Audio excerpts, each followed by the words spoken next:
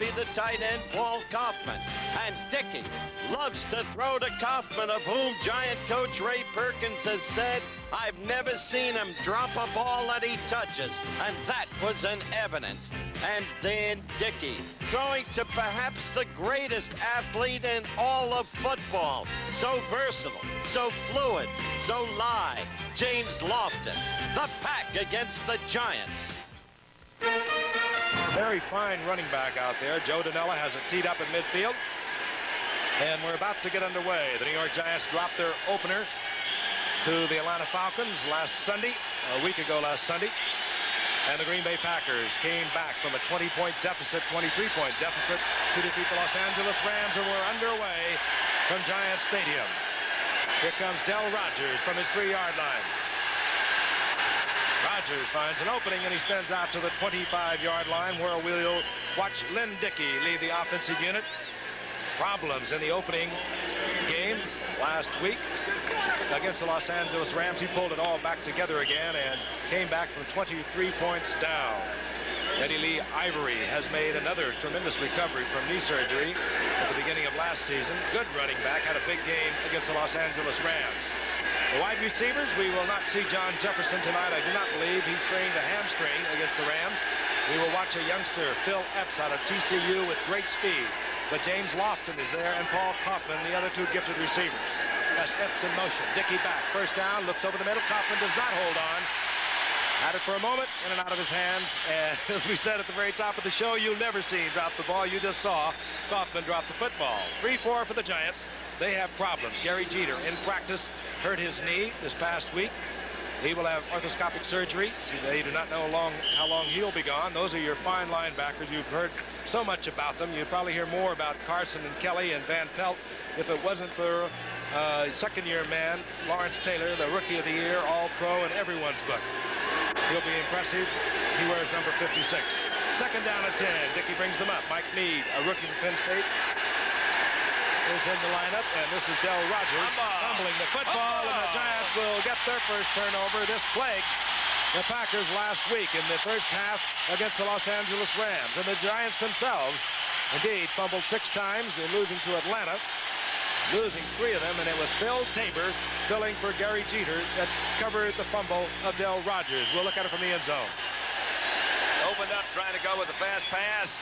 Quick moving to the inside. It has been raining. That just ball was knocked loose. It just was gone. He never did have a good handle on it. 29-yard line. The Giants. Opening moments. Mulledy, the tight end, in motion. Quickly, Bruner gets it out to Butch Wolfolk. Butch Wolfolk, first down inside the 20. The #1 draft pick out of the University of Michigan. Ezra Johnson sliding out there from defensive end to make the stop. Let's watch again. Good lead block by Brad Benson this time. Out in front, just a little swing pass. You see Benson, number 60. Had a good opening block on Rich Wingo. The rest of it's Mr. Wolford. You saw the blitz by John Anderson.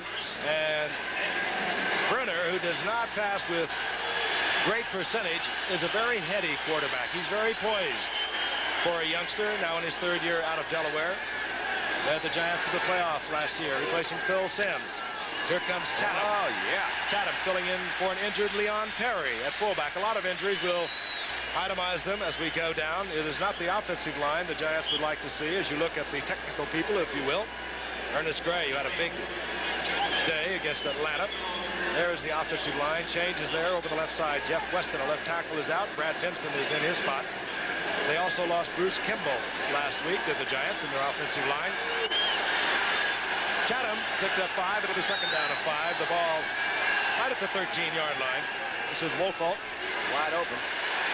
And Bruner over the middle. Mulledy had the ball, had it knocked out of his hands, hit hard. Johnny Gray coming up from the strong safety position, and now another fumble. Another turnover, and Green Bay gets it back. Mulledy, they ruled, had it. And the rain's coming down. Long enough. And coming up with the football is Maurice Harvey, the free safety. So 2 quick turnovers in a very heavy rainfall here at Giant Stadium in East Rutherford, New Jersey. Plenty of time to throw. Zipped open right in the middle. Just a good defensive hit. No way. Mulder didn't have a chance. Johnny Gray made the pop. The weather here is just terrible, as you can see. It was even worse in Tampa yesterday, which made the Redskins' performance miraculous. Not a single turnover in what was termed a monsoon. And Dickey gets the football back. First down and 10, the ball at the 8-yard line. Eddie Lee Ivory, and now number 40 is set back along with Mike Meade, number 39. This is Ivory. And Ivory struggles out over the 10 for a gain of a couple. It'll be second down and 8. Eddie Lee Ivory with a 109-yard game a week ago, and he's had some tough luck over the years. 2 years ago, he had knee surgery following the opening of the season. Came back, had a big season in 80, and then tore his knee up again last year as Bart Starr looks on. Of course, the legendary one for so many years, quarterback of 5 NFL championship teams under the great Vince Lombardi. They have marked it out close to the 12, so we'll call a second down and 7. This is Rogers, the rookie out of Utah, out over the 15-yard line. He'll be short of the first down. Third-round draft pick out of Utah, as I mentioned. Had a big senior year out there with a 6.6 average for the University of Utah. This club has a lot of personnel. Frank and I commented on that in the preseason game when they racked up the Bengals in Milwaukee. And somehow, unaccountably, they usually play especially well against the Giants. Gary Ellis is not in the lineup for the Packers tonight. Meade, the rookie from Penn State, is, and Dickey, third and short, fires incomplete, and the Packers will have to punt. Eddie Lee Ivory, the intended receiver. I think he may have made a bad choice that time in receivers. He tried to force it into Ivory, and he had Lofton pretty well by himself over the sideline. That's, we've said many times, awfully easy to sit up here and see those things. But that's what the quarterback's supposed to do, check them all out. Ivory was covered, Lofton was open. Here's Ray Stakowicz, 44-yard average against the Los Angeles Rams. Leon Bright, respecting Stakowicz, has dropped to his 40-yard line.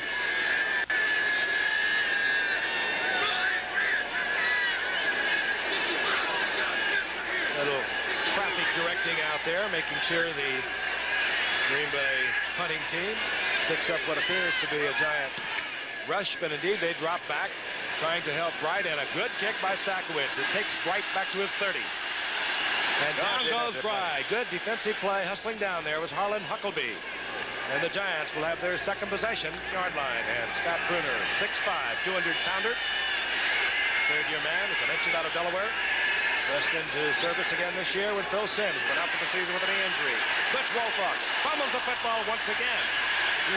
Well, football is slippery tonight. There's some good news and bad news. The good news is he fumbled it forward. Of course, the bad news, he fumbled.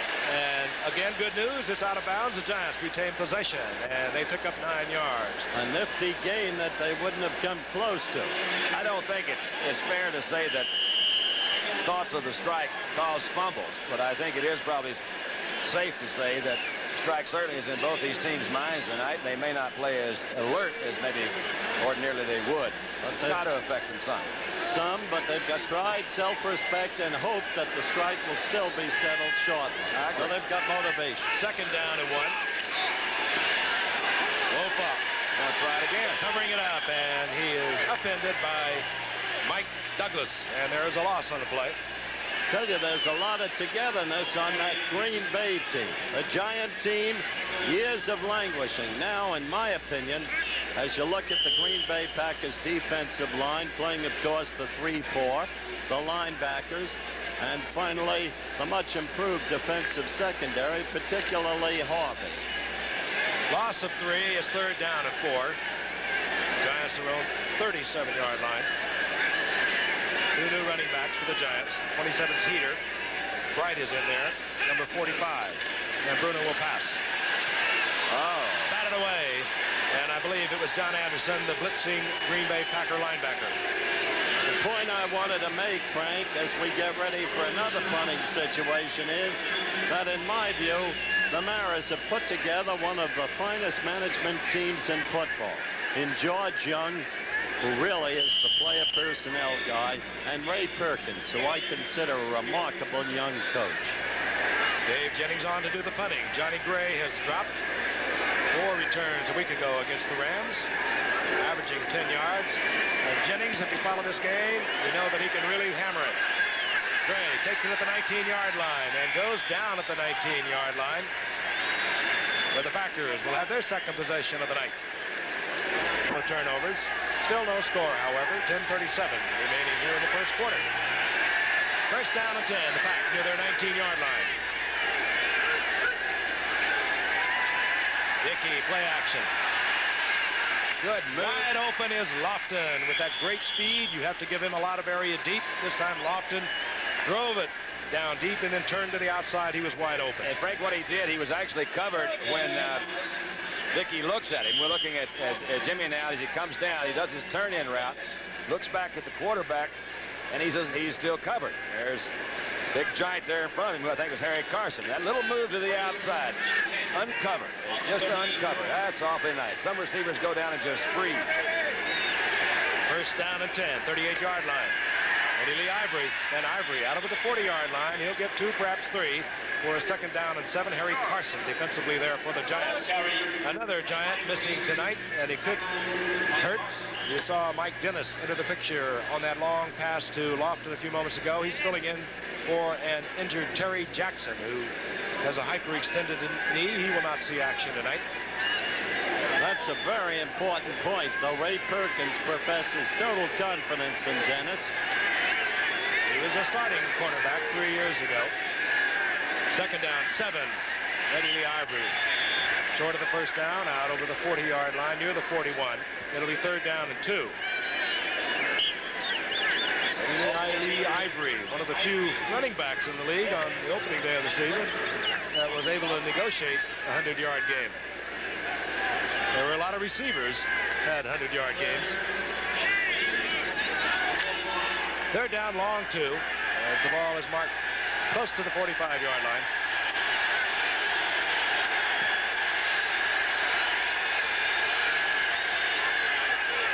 Epps in motion, the rookie from TCU. Dickey wanted to go up on top. He couldn't do so. He goes out to Del Rogers, and the flag is down. Rogers losing yardage back to about the 43-yard line, but again, a flag is down. One of those scary situations, or not scary, you're just sitting back there, you've got a pass play call, holding by Green Bay, and you look out there and everybody's covered. And you say, wait a minute, that's not fair. It happens. You see Harry Carson all over him. Immediately the reception was executed. Absolutely. Offensive holding, number 67, refused, 4th down. Bob Frederick, our referee, who's being dampened tonight by the rain. We now have Stakowitz, the 53-yard effort on his first punt tonight. Leon Wright respectfully stations himself at the 15-yard line. Leon Wright troubled all training camp with a full calf muscle back in action for the Giants. Nice high kick by Stakowitz. Takes Bright back to the 11-yard line.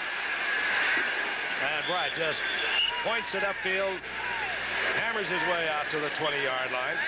So the Giants will take over first and 10. Still no score here in the first quarter, 8:59. That's why we haven't used it. Oh, I see. First and 10, 20-yard line. The Giants with possession. Mulledy, the tight end, in motion, and Bruner drops.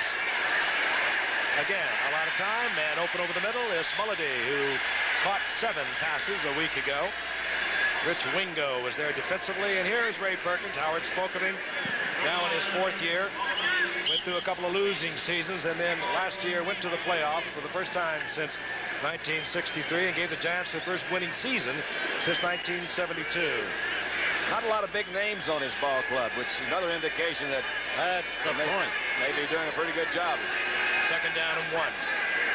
Bruner, collision in the backfield. Bruner, not the most agile, loses the ball, gets it back, and he'll have the first down. Chatham colliding with Bruner. We had that happen last week when Joe Morris collided with Bruner, causing one of the fumbles that hurt. But I think Don made the essential point about Perkins. He doesn't have a Lofton. He doesn't have a Jefferson. His wide receivers are suspect. Yet somehow, using the likes of Mulledy and Shirk and some others, he gets the most out of every man and synthesizes. I think he's a tremendous young coach. superb defense. It do help. 1st and 10. Right there. Going to Gray. And Gray does not hold on. It would have been a 1st down near midfield. That ball was pretty well thrown. If there was one spot for it to be, it was in between where you're going to get hit. Gray came around, and he did get hit. But the ball's well thrown. Gray has been so frustrating. Again, he is 6'3". He goes up. The ball, as Don said, could have been caught. Gray makes some of the most spectacular catches you have ever seen, and then he will get a case of the drops. That was Maurice Harvey who helped him with that case of drops that time, because he did throw a shoulder and he grips pretty well. Harvey has played very well. 2nd down and 10. The ball at the 31-yard line. Chatham struggling up close to the 35-yard line. He'll get about 3, where it'll be still 3rd and about 6. Mike Douglas defensively there. No, that's not easy. That's why I mentioned the defense. Now that is amazing. Last in total offense, and they qualified for the playoffs. But they were 3rd overall in the entire NFL on defense a year ago. And did Lawrence Taylor make a difference before he got here in 1980? The Giants were 27th in defense. With Taylor, they were 3rd a year ago. 3rd down 7. 34-yard line of the Giants. No score in the 1st quarter. Brunner. Right there. Perkins. Oh, yes. Oh, I like that throw. Perkins. Fine catch. Well-delivered football by a very cool and poised Scott Brunner. It'll be 1st down. Green Bay's 31-yard line. Well, as we take a ground level look, Don, this is exactly what I mean. A bunch of no-names on the offensive line, but protecting Brunner beautifully. And you give him time, the kid is an excellent thrower. So far, so good. If you'll notice on this particular pattern, his angle is a little bit more toward the goal post. He didn't come quite across the middle.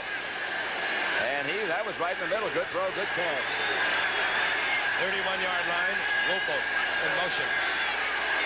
Brunner puts everyone in the pattern, and it's Perkins. Oh, and a fine defensive play by Mike McCoy. That ball was caught, and McCoy hammered it out. That really was. That was a reception that turned into an incompletion all of a sudden. Good move by McCoy. From the other side on a reverse angle, well, let's just take another look at it again. We're looking forward to a good defensive play. Perkins had it. Yeah. And McCoy batted it away. Comes over the top. 2nd down and 10. Rain continuing to fall. 6:05 remaining in the 1st quarter. Perkins, top of the screen, in motion. Draw play. This is Heater. Larry Heater on the injured reserve for the Giants all of last year, back in action. And he gets about 7 on that draw play. Give him 8. It'll be 3rd down and 2. Decision time for Ray Perkins, who calls the plays from the sidelines. Not a revelation as the comment goes, but when you're throwing the ball pretty well, the draw is one that fits in with the passing game, and that little cross block in the middle there, and they've got him a nice open hole there. J.T. Turner, Don, and Ernie Hughes, the center of the guard. As a matter of fact, Mike Douglas was the one that had a footer. He picked up that 1st down. 3rd down, about 2.5, and Brunner's back again. Has the time, gets the completion. This is Missler. John Missler. They'll mark it at the 15-yard line. Giants on the prowl. And they continue to move. They continue to pick Green Bay apart, and Brunner is doing a beautiful job. But always there is that protection. When you get into that 3rd down situation, it's a long 2 or 3. You see what a team does on that next call. Boy, that ball is slipping out there, isn't it? The proclivity to the fumble is amazing. Proclivity? Yes. You misuse that. You say propensity a lot, and it's proclivity is actually more correct. You think so? Yes. 1st and 10, 15-yard line. Inside handoff. Butch Woolfolk stays on his feet. Woolfolk inside the 5 to the 3-yard line. They'll mark it close to the 2. Great running by the All-American from Michigan. The #1 draft pick shattered all the Michigan rushing records up there. Let's watch again. Almost, a similar kind of play. It's that delayed kind of a run into the middle, but he did keep his feet. Moved on around, finally brought down by Ezra Johnson. Woolfolk, who was slow coming around in training camp, but he has also turned into a pretty fine receiver, even though they did not throw the ball all that much at Michigan.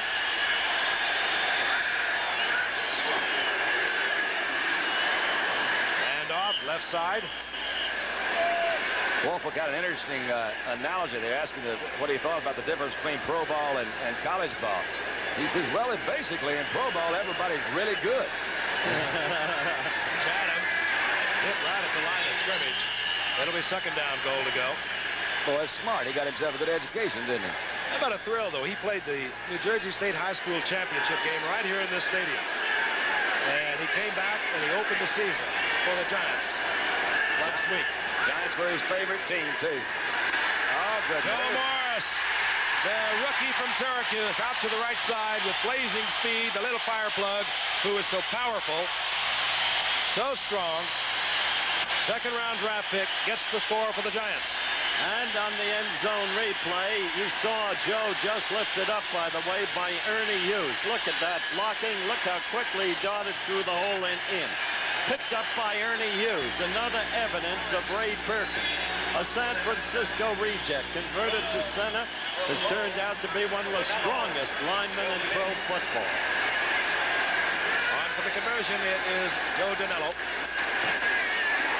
Gets it through with 3:18 remaining in the first quarter. The Giants take the Giants.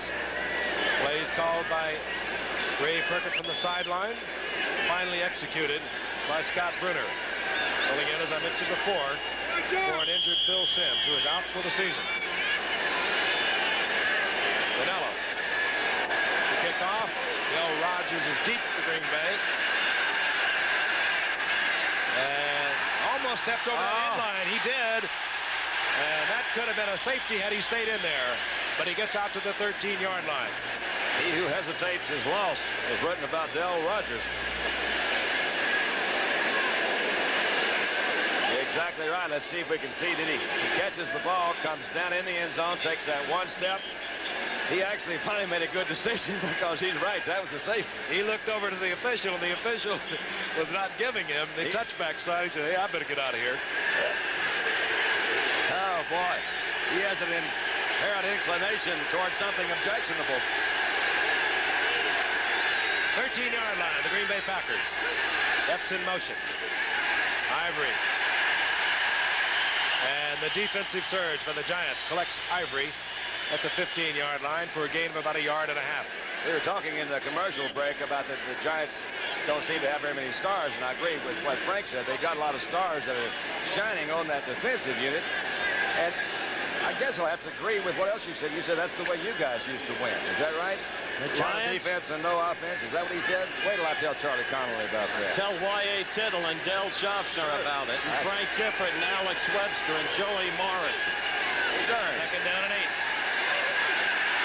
Meade, the rookie from Penn State. And the swarming Giant defense headed this time by Brian Kelly.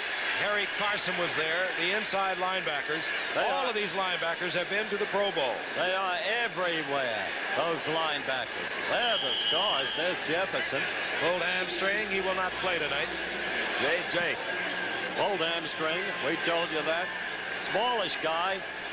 Tremendous flash. Tremendous hands. Just a superb receiver. 3rd and 8 for Lynn Dickey.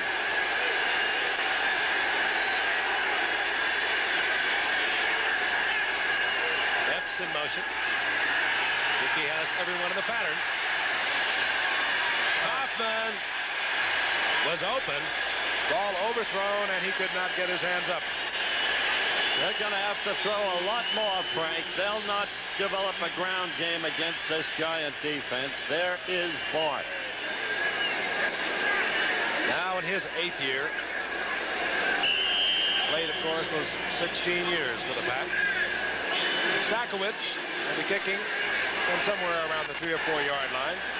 And Bright is at his own 40-yard line. The Giants should get good field position once again.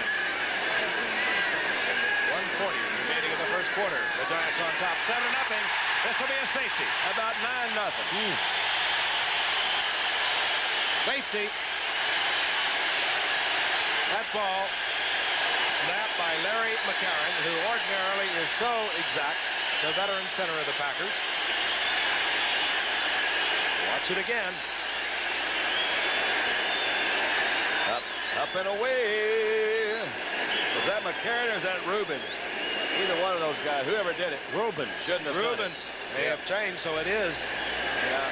Rubens following the safety. Ray Stakowitz will put it in play. He must kick from behind the 20. He'll put it in play with the punt. That means Leon Bright awaits the football at his own 20-yard line. Stakowitz, fine kick. Bright from the 22, and he drops the football. Big opening. And Bright saw it instantly and exploded up the middle to the 42-yard line. Guy Prather was there for the stop defensively, but the Giants have good field position. Once again, they lead 9-0. Another inherent inclination to call something objectionable.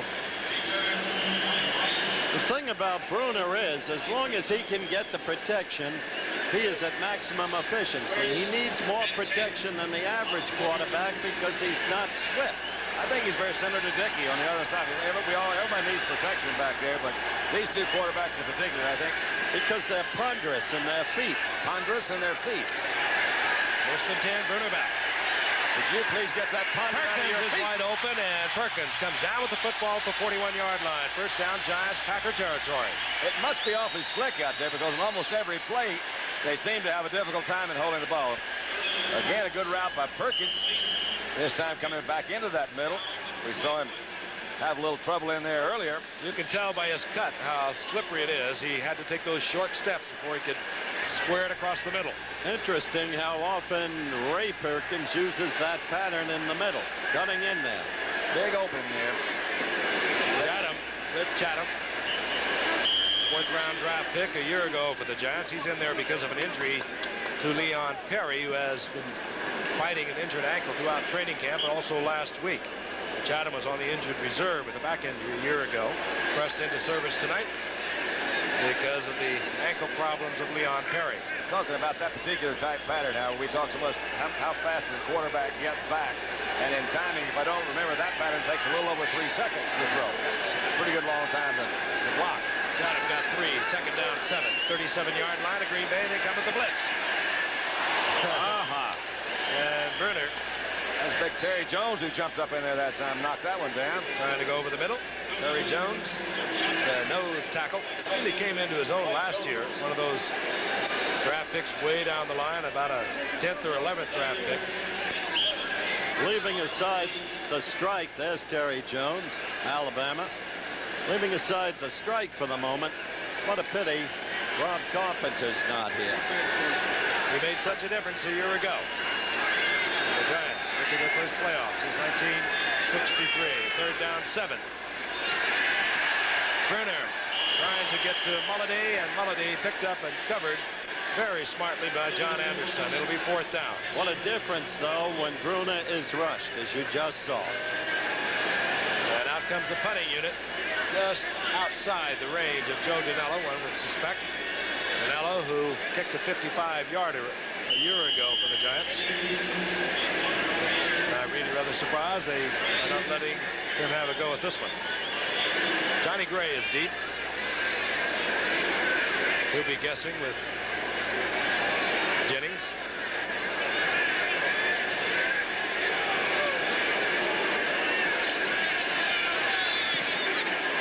Jennings very accurate putting that ball out. And he's going to catch it inside the 15, the 12-yard line as time has expired here about the first quarter.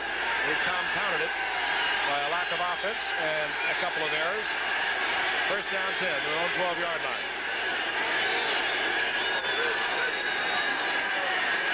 And off to Mike Meade.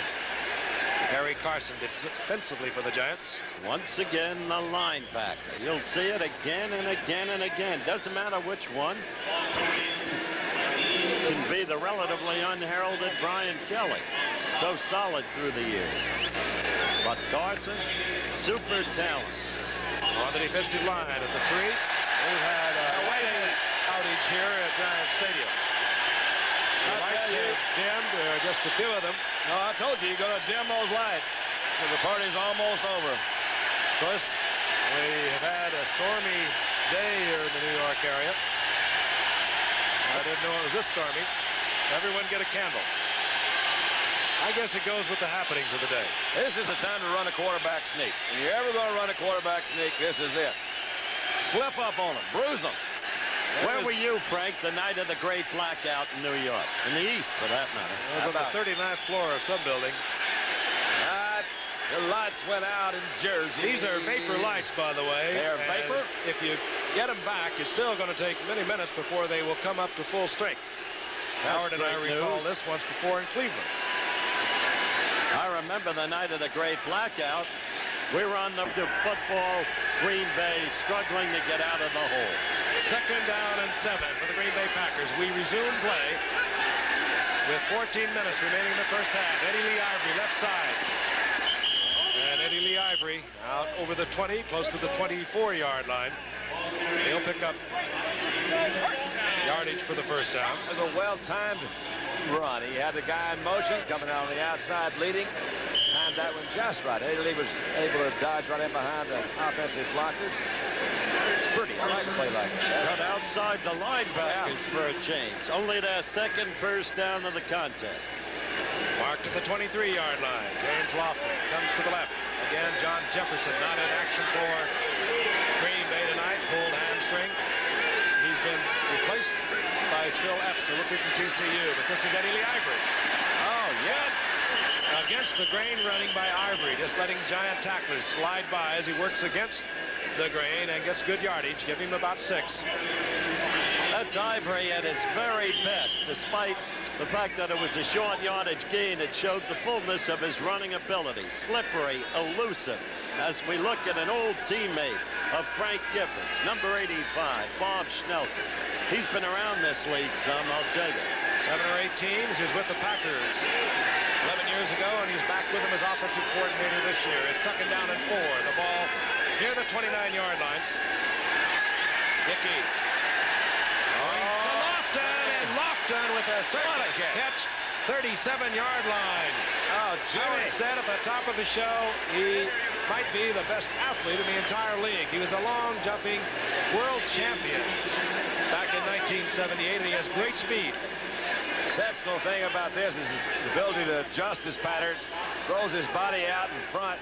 Have to have those soft hands, they say, to hold out. And it's soft hands. Let's look at it from the other side. I'll tell you, that is an absolutely great catch. He's lost his footing right there. Never lost concentration, however.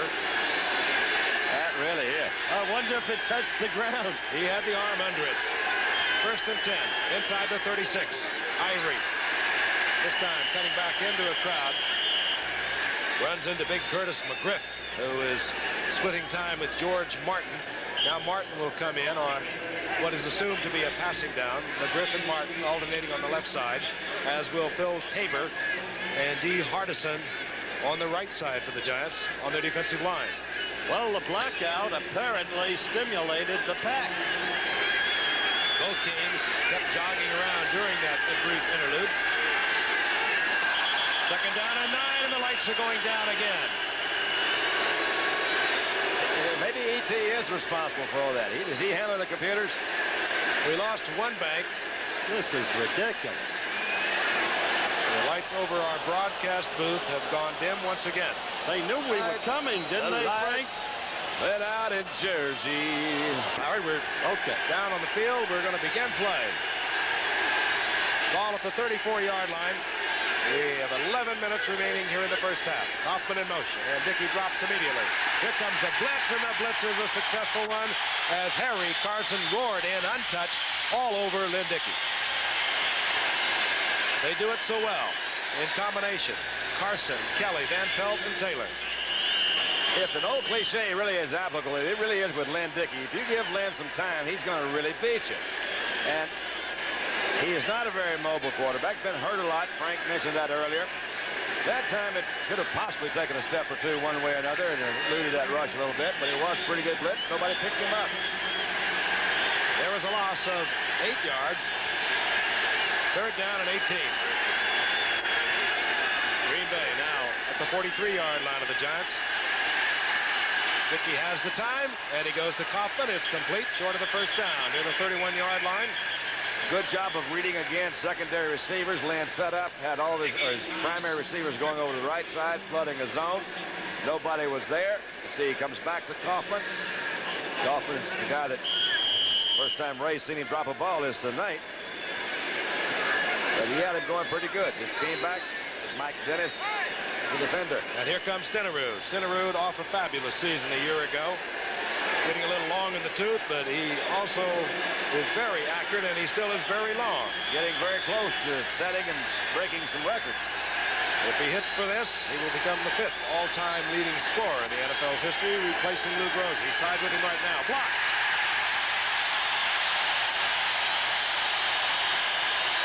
Oh, that's a good break right there. Giants block the field goal attempt of Jan Stenerud. Let's see if there's a low kick. There's just some good penetration. That's Brad Van Pelt. Brad Van Pelt.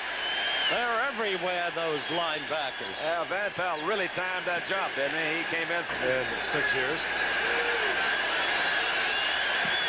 First and 10, the Giants. Their own 31-yard line. 9-0 they lead.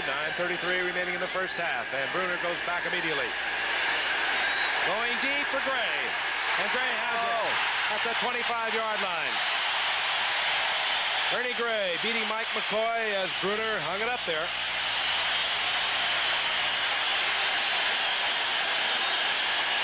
There's also that's Maurice Harvey that's back in that way. This ball was wobbling a little bit back there. Certainly was. But it just dropped over the head of Harvey and right in front of McCoy and hit the mark.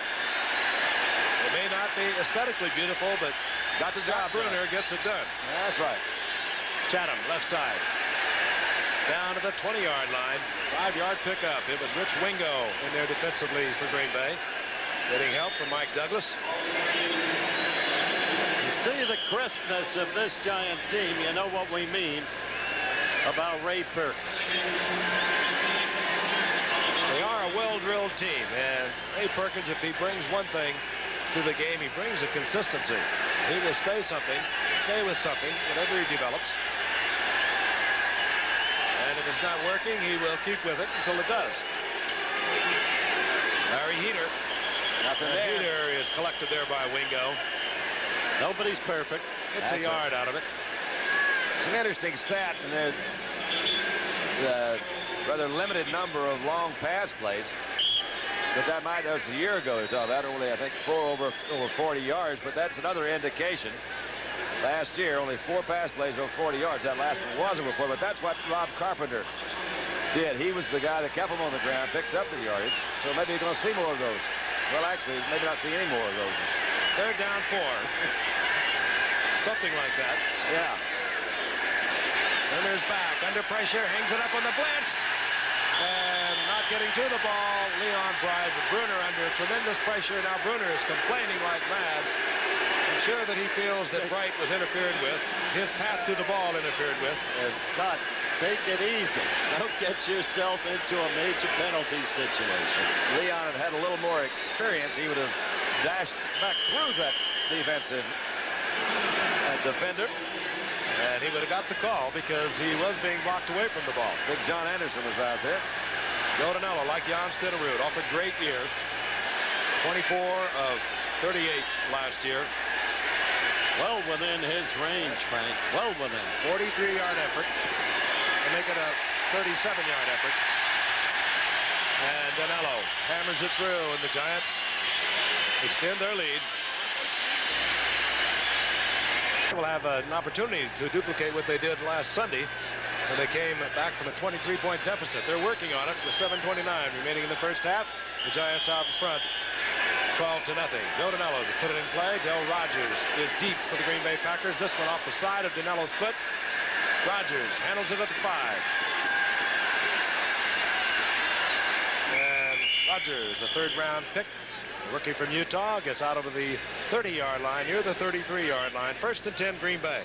Best field position for a beginning of a drive that they've had tonight. Though they made the last drive result in a field goal attempt, they had no field position when they began. Frank, we've talked about the linebackers on the Giants. Carson, Kelly, Van Pelt.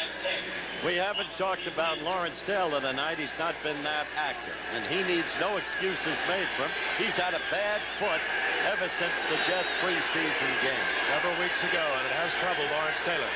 1st and 10. Quickly to Gary Lewis, the screen to the tight end.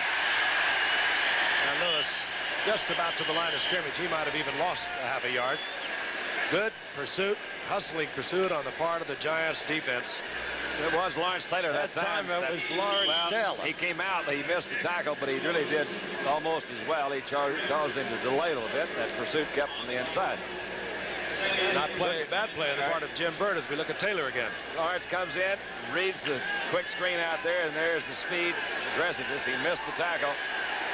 But he timed that tackle to turn. That's right. Lewis back inside. He ran right in to Jim Burt. 2nd down and 10. Epps in motion. Dickey on the draw play. Good play. Good play. Gets away from tacklers at the line of scrimmage and gets out to the 37-yard line for about a 4-yard pickup. It'll be 3rd and 6. Bill Courier defensively there for the Giants.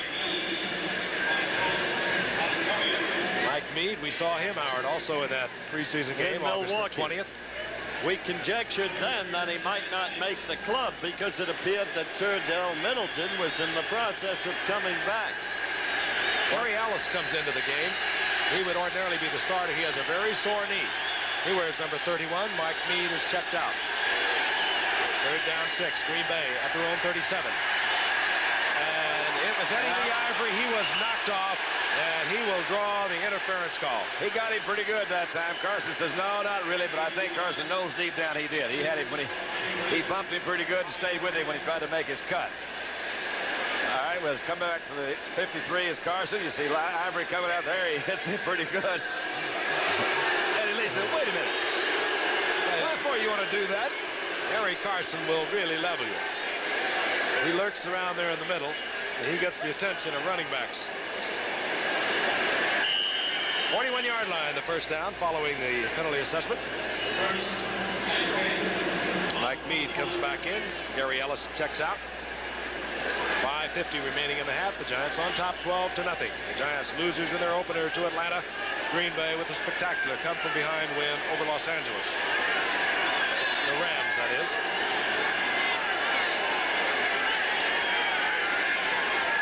Dickey and Burt will nail him inside the 30-yard line. You think somebody slipped up? Jim Burt, who is filling in for an injured Bill Neal at nose tackle. 2 fine plays in the last 3. Didn't he? They come from nowhere on this team, and nobody ever heard of them before. Jim Burt, not your household name. Had to be a mix-up there by Larry McGarren. He stepped over to help out on Harry Carson. That was wrong. Tim Huffman had Carson, but nobody touched Jim Burt. Last week, Packers didn't score in the 1st half either.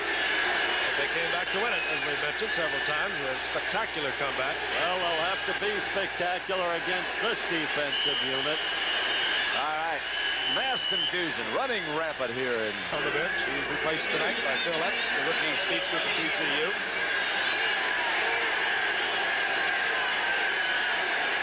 And so many of the Giants moved across the line of scrimmage. It could have been that they were drawn off.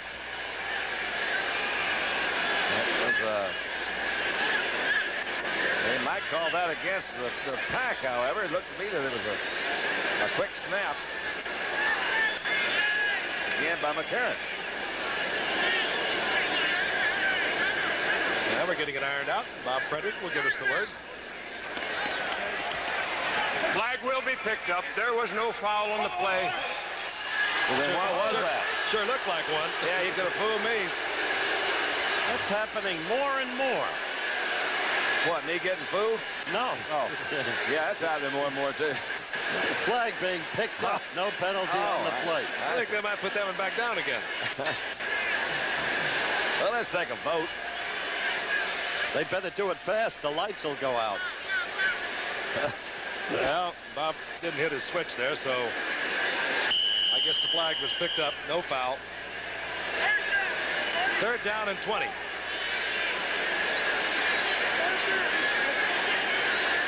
Actually, 3rd down and 21. Well, the Birds of Baltimore continue apace. Home run by Johnny Lowenstein in the 9th. The Birds won it 3-1 over Detroit. What a surge. Dickey back. No blitz. Has time. Going for Kaufman, and Kaufman holds on after a violent collision at the 47-yard line, and Kaufman gets the first down. Now that's the... And more importantly, gets up. Frank, that's the Kaufman Ray Perkins described to us. Bill touches the football, he holds it. Bill Courier is going to be the defensive back that hits Kaufman. Ball is perfectly thrown. I am constantly amazed that those guys ever catch any of those balls out there. The thing to remember, too, is that he knew he was going to get hit. He knew that Courier was right there. Still, he kept his concentration. And you go get hit in the ribs. Packers with the first down inside the Giants' 48-yard line. Eddie Lee Ivory finds a little opening, stays on his feet, nice running to the 42-yard line. It really is. It's good to see anybody come back from injuries, but a year ago right now, tonight, Eddie Lee had just had his second ligament operation. Did you see him spin off the tackler and pick up the extra 3 yards? It was a good operation on the knee. That makes But a year ago, he was not anywhere close to this squad, and they missed it. And in 1979, it was again the opening game of the season. Eddie Lee Ivory, as Don mentioned, hurt his knee. In between, he led the pack in total offense the year 1980. Second down and 4. Dickey, Ivory again. This time Ivory goes down. Bill Tabor defensively there for the Giants. And Curtis McGriff, another name that you may not be familiar with, but they all do a job. Another good example of Carson, we were talking about a while ago. He didn't make that tackle, but he was responsible for his teammates doing it. He took away the lead block with Meade coming out there. There was no place for the runner to go. He tried to cut back to the inside. Bill Tabor was right there. Meade comes out, Gary Ellis comes in. He's in on passing situations. Again, he has a very sore knee. Ordinarily would be the starter. Meade, the rookie from Penn State, has been in there. One suspects that they're using Gary Lewis to pick up the blitzing Giant linebackers. Now they put him in the pattern on 3rd and 5. Lofton. Lofton is there. Mike Dennis filling in for the injured Terry Jackson was the victim, and Green Bay is inside the Giants' 20-yard line. 2:33 and the clock is moving, remaining in the half. Nice wrinkle by Lofton. Watch this, kind of a different way of getting to the outside by Lofton. You see that little turn to the inside, then back out to the outside. That's not the way most receivers are going to run that sideline route. And Dennis couldn't hold on to him. Good move by Jimmy. Lofton gets the first down at the 17-yard line of the Giants. Dickey maybe starting his second half heroics early. Ivory, big gaping hole. He almost breaks it into the end zone, but Carson holds on and pulls Ivory down at the 10-yard line. Was a terrific tackle by Carson. That was a touchdown. Had it all up there. Carson came over and got it by the foot. Ivory gets 7 yards. It'll be second down 3. We get the 2-minute warning here at time. McKean Upshaw, the president of the association, and other principals involved. We've had a safety tonight. Ivory following Meade, who puts a good block on for Ivory. He gets the first down, close to the 6-yard line. Good, hard, tough running to the outside. Not going to score. That Giant pursuit out there. Not enough blockers to break that one for the touchdown. Dandy, you weren't with us in Buffalo on Thursday, but Minnesota totally dominated, led 19-0, didn't fully capitalize, and this is, as we look at Bart, reflective of that situation. Buffalo put on a drive for a touchdown just before the half ended, got the momentum, won the game. First down, goal to go. Ivory, and he's piled up, still maintains his feet and gets inside the 5-yard line. Again, fine running by Eddie Lee Ivory. Better call some timeouts out there. Green Bay has 2 timeouts, and now they'll use 1. And Dickey will move to the sidelines. Stadium, long-time season ticket holders. They're watching Green Bay with the second down, goal to go. The ball inside the 4-yard line. Mix up in the backfield. Dickey will go down, and the partisan crowd gets their wishes. Eddie Lee Ivory, Mike Meade collided, sandwiching Lynn Dickey, and Lynn Dickey is not one of your better running quarterbacks. Down he goes. Glad they ran over the Bart for that call. Oh, yeah. And that's just, you know, you see Meade coming out right now. Whether that had anything to do with it or not, I don't know. They're probably sending in a different kind of offensive formation. But One timeout remaining, third down, goal to go. They'll put it in the air, either for the touchdown or to stop the clock.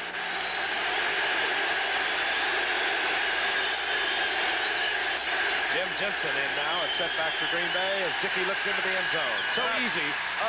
Jensen Touchdown, Green Bay. And so the Packers are back. That's a sore ankle, I guess. Because that was their #1 guy we've been talking about, and he beat him pretty good. Let's just look at it again. Lawrence Taylor is 56. Jensen slides in. Lawrence is not too close. So the former Cowboy, the former Denver Bronco, puts the Packers on the scoreboard. And Jan Stenerud, this time he will try to erase Lou Groza's 5th ranking of all time in points scored, and he does just that. Stenerud. Let's up the conversion. We're set to go. Jan Stenerud will kick it off. You had a look at Butch Woolfolk. Great speed. A star from Michigan, the #1 draft pick for the Giants, takes it at the 12-yard line. And this time he will not have an opportunity to utilize that speed. He's down at the 23-yard line with 19 seconds remaining in the half. Byron Braggs there defensively. Byron was there. They go 73. The rain has let up. The lights are back on. The wind now has started to whistle around here in Giants Stadium. And we're still here in Rutherford, New Jersey. Giants have 3 timeouts should they feel they need them. And they have a 12-7 lead. First down. Woolfolk. Power running by Butch as he gets out over the 30-yard line. Fans don't like it, but I think basically that's a pretty smart call. He didn't really have enough time to try to mount something. Maybe one pass. And the final seconds will expire. The Giants keeping it on the ground. They go into the locker room for their halftime, leading 12-7. Led by 4th-year coach Jan Stenerud will kick it off, dropping deep for the New York Giants. Butch Woolfolk. Much has been said and written about his great running ability at the University of Michigan. He was also a 10-1 sprinter in the 100 meters. He can really fly. He'll bring it out. Woolfolk stays on his feet. Nice running out to the 33-yard line. The Giants offensive unit comes back on. We'll see Scott Brunner as we look at Woolfolk once again getting a good gap, and he just turns it on. Spins away from tacklers here, Don. Had a tentative start. I think he even considered staying in the end zone with that one. He's the kind of guy that you see him play on a college team, and the college offense they ran, you never know what he's going to do in the pros. He's going to be a nice surprise, I think, for the Giants. 1st and 10. The Giants at the 33-yard line. Bang. Woolfolk. Bang.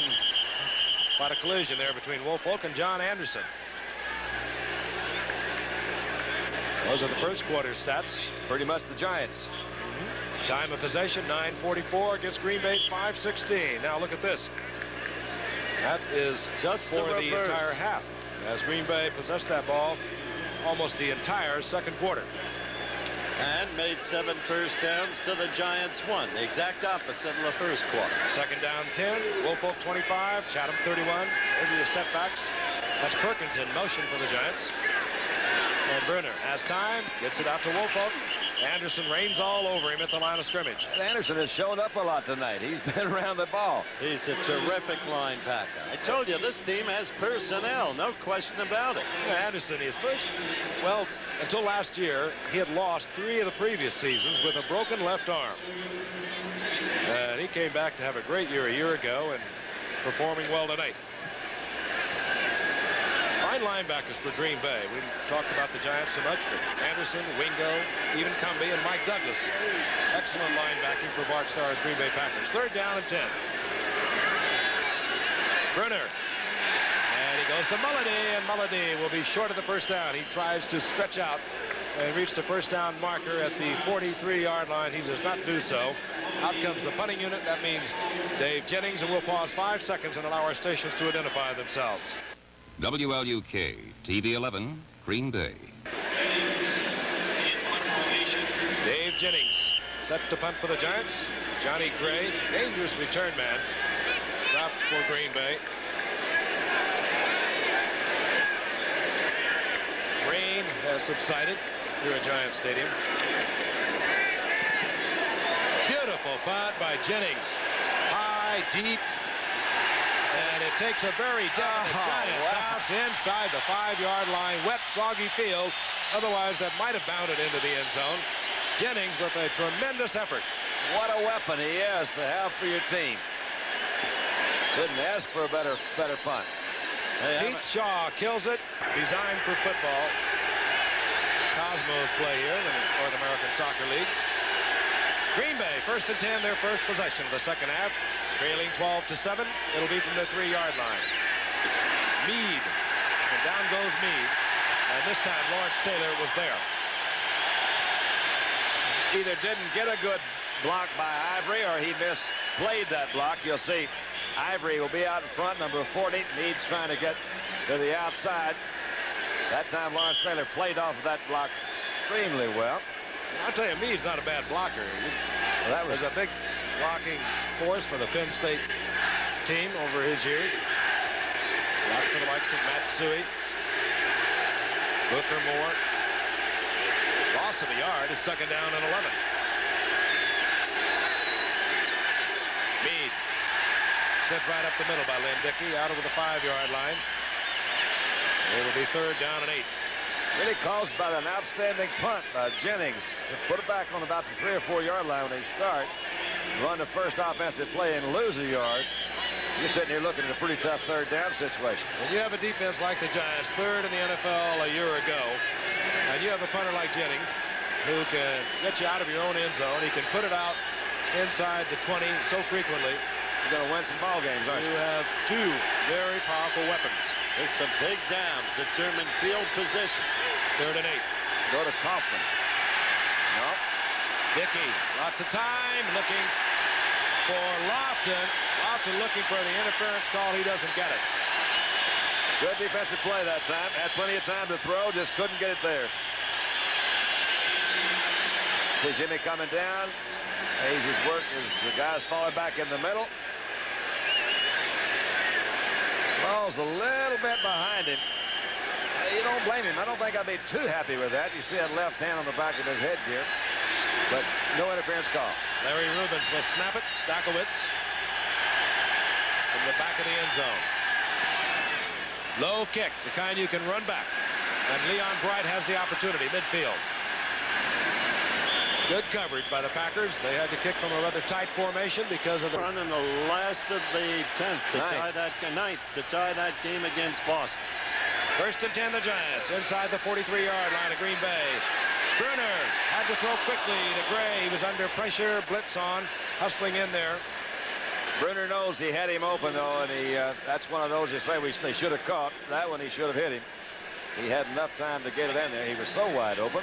They did pick up the blitz fairly well, but got a little pressure from the outside. Good pressure on Scott Bruner. It'll be 2nd down and 10. Setbacks now for the Giants as they continue to change. Heater 27, Leon Bright number 45. Perkins and Missler and Gray, 3 wide receivers. Bruner throwing behind Gray. Gray and a crowd of Packers. Had 8 of them back there pretty well in the vicinity that time. They have 8 defensive backs in there. Actually, one of them a linebacker. Yeah, they really did. They got back there in a hurry. Had the 3 defensive linemen. 2 notes about the Pack. The young special teams coach, Dick Rubin, is doing a terrific job. They've closed down. And secondly, they're now beginning to get the rush on Bruner, and it's changed his passing effective. 3rd down 10. The Packers in their 4-man front. Bruner, man wide open with Perkins. That ball, again, nothing aesthetically beautiful, but it got there to Perkins, and he gets the 1st down inside the 25-yard line. What a big play. Big Mike Butler was a guy that came in. You're going to see Perkins is pretty well open, as Frank mentioned. Johnny Perkins, 86. Pressure was on Bruner that time. Threw over Butler. Ball was not. I'll tell you, that's right not good coverage if he can. Yeah. That ball can be in the air that long, and he can come down with it. Too many holes in there. Played a little zone that time. Inside the 25-yard line. 1st and 10, the Giants. 10-17 remaining in the 3rd quarter. Woolfolk collides with Wingo, and down he goes for a loss of a couple. Situation where you sometimes see a quarterback. You could pretty well read the linebackers coming that time. Either he was in the wrong position, could have changed the play at the line of scrimmage. However, he did. Ran right into the strength of the defense. The thing that is impressive about Bruner, and this was what made him look so good down the stretch last year as the Giants got to the playoffs, was his capacity to make that big third down play.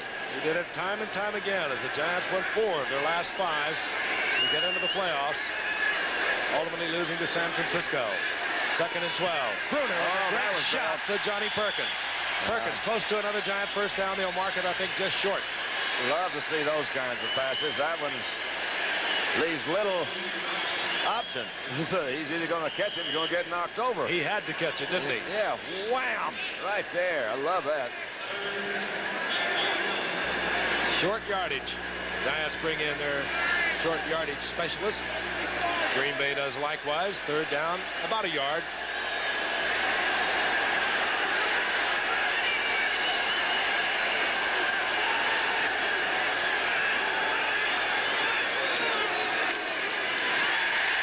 Chatham over the left side, very close to the first down. I think he's got it. He got it. So if Chatham gets the Giants first down, sustains the drive. Chatham, as we mentioned several times, filling in for an injured Leon Perry. Chatham, with, although he came up last year, was on the injured reserve for the entire year with a bad back. Well, the Giants, listless in the 2nd quarter, have come back strong here in the 3rd quarter. Leon Bryant in motion. Open, Mulliday, and Bruner is there with the ball inside the 10, near the 8-yard line. Looked like they were trying to have a kind of a delayed blitz that time, and it was so delayed they didn't get any pressure on Bruner and left some big holes in the back. Let's see if we can look at it from the other side. Good protection, good pickup. Remember, Johnny Gray, number 24, was the defensive safety that came into the blitz. They went right where he came from, big hole. We saw a good block by Gordon King protecting Bruner. There was a pickup of 6, 2nd down and 4. They can make a first down near the 3. Draw play. Bright. Cowering close to a first down. I think he has it. Looked to be a mix-up to me in the Packer defense that time. You see them start running around, hollering at each other and waving their arms. You know somebody's not where they're supposed to be. Now, it may look like mass confusion over there, but they seem to know what they're doing. As Bart Starr calmly looking on. Fine drive engineered by the Giants. First down, goal to go. Come on the outside, Frank, not on the inside. I know Bart.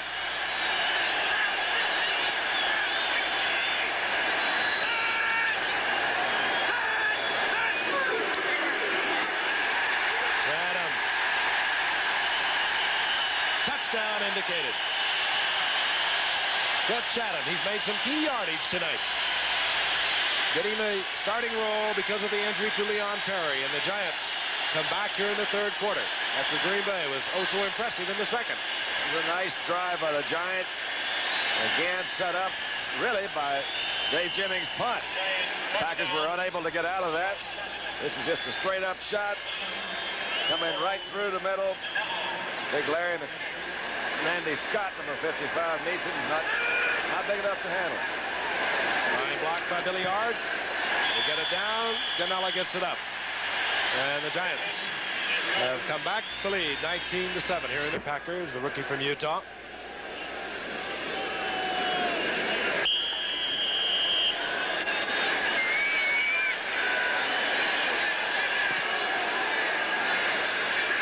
Spiraling kick that is taken there by Meade. And Mike Meade upended out at the 27-yard line, where it'll be 1st and 10. I want to remind you, this Saturday, college football, 12 o'clock Eastern time, right here on ABC.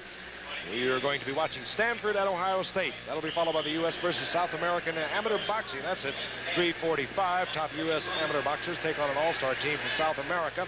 Then ABC's Wide World of Sports. It'll be the Southern 500 and International Gymnastics Championships. The good old boys getting together down in Darlington. It all begins with Stanford at Ohio State in college football. It's Saturday on ABC. 25-yard line, the Green Bay Packers trailing 19-7. Dickey, play action. Under a little bit of pressure, he had to step back up and he underthrows. The attempt going out to the rookie from TCU, Phil Epps.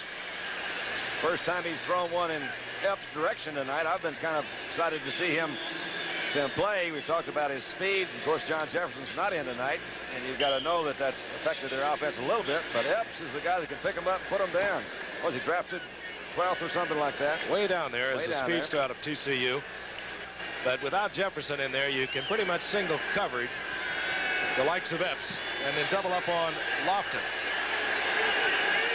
And of course, the tight end, Kaufman, always a threat. Second down and 10. Whoa. And down goes Dickey.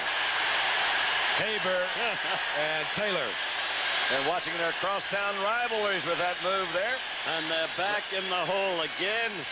And this is one tough team to try to come back against. And again, Dickey just has very little mobility back there. He sees it coming right here. Nothing he can do about it. That's Tabor. I'll tell you, Tabor has had a good game all night tonight. As we mentioned, filling in, but they just didn't slow them down. Picked up a page from Gastineau's book. He said, I did it right here.